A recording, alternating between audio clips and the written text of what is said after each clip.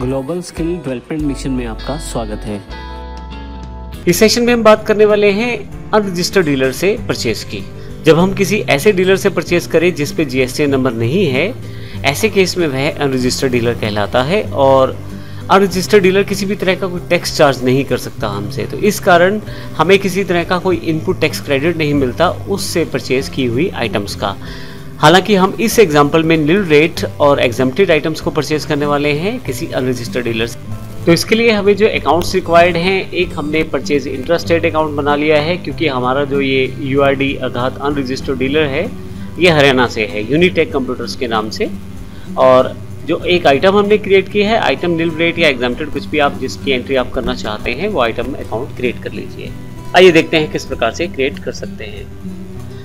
यहाँ पे सबसे पहले अकाउंट्स इन्फो पे आ जाएं आप और यहाँ से लेजर्स पे अल्टर, क्योंकि जो डीलर है वह अनरजिस्टर्ड डीलर है तो उसका अकाउंट हमने अलग से क्रिएट कर लिया है। यूनिटेक कंप्यूटर्स यूआरडी एंटर कर देता हूँ। यह हमारा सन्ड्री क्रेडिटर है और यहाँ पे सबसे इम्पोर्टेंट बात यह है कि इसका जो टेक्स्ट डिटेल है उसको मैं यस करके पहले ओपन कर लेता हूँ। इसे हमें अनरजिस्टर्ड डिफाइन करना है क्योंकि इस पर्टिकुलर डीलर के पास जीएसटी नंबर नहीं है, तो इस कारण मैं इसे अनरजिस्टर्ड कर देता हूं और इसे यहां से सेव कर देता हूं। फाइनली इंट्रास्टेट हमने परचेज अकाउंट एक पहले से क्रिएट किया हुआ है, परचेज अकाउंट्स के अंतर्गत एप्लीकेबल है, यस कर दें आप इसे। यहाँ पे किसी तरह का कोई टैक्स रेट डिफाइन नहीं किया गया है। गुड्स जो टाइप ऑफ सप्लाई है वह गुड्स है और इसे मैं सेव कर देता हूँ। एस्केप करके बाहर आ जाए और यहाँ से इन्वेंट्री इन्फो पे आ जाए, स्टॉक आइटम्स पे अल्टर पे।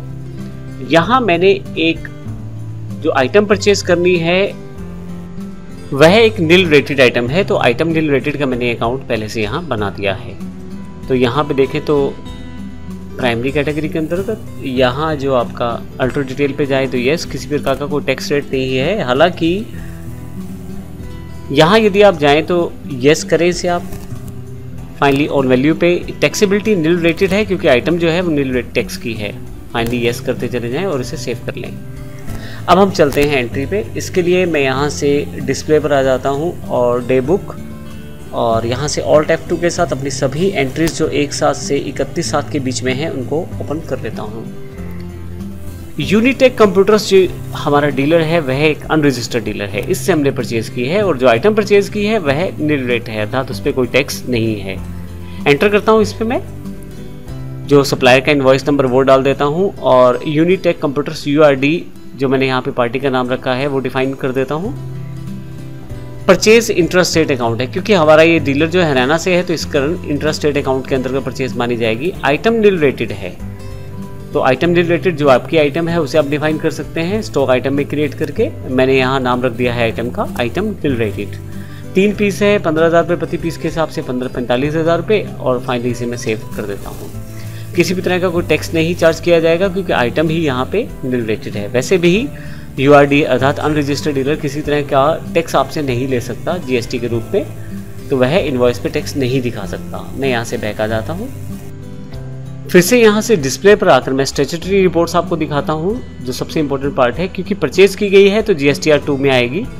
आप देखेंगे कि इसकी कैटेगरी अलग से डिफाइन की गई है। जब आप किसी अनरजिस्टर्ड डीलर से परचेज करते हैं किसी नील रेटेड आइटम को तो नील रेटेड इनवॉइसेस में आप आ जाइए तो यूआरडी परचेज में इसको अलग से दिखाया गया है।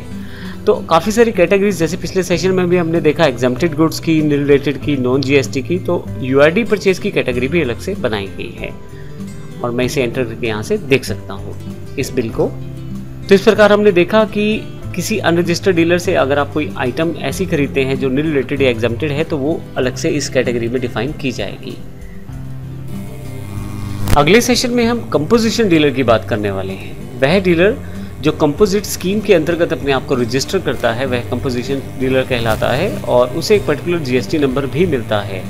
हालांकि वह हमसे किसी तरह का टैक्स चार्ज नहीं कर पाता, लेकिन फिर भी उसको अपनी जो सेल्स रहती है उस पर गवर्नमेंट को टैक्स देना होता है। इन पूरी चीज़ों को हम जानेंगे अगले सेशन में। धन्यवाद।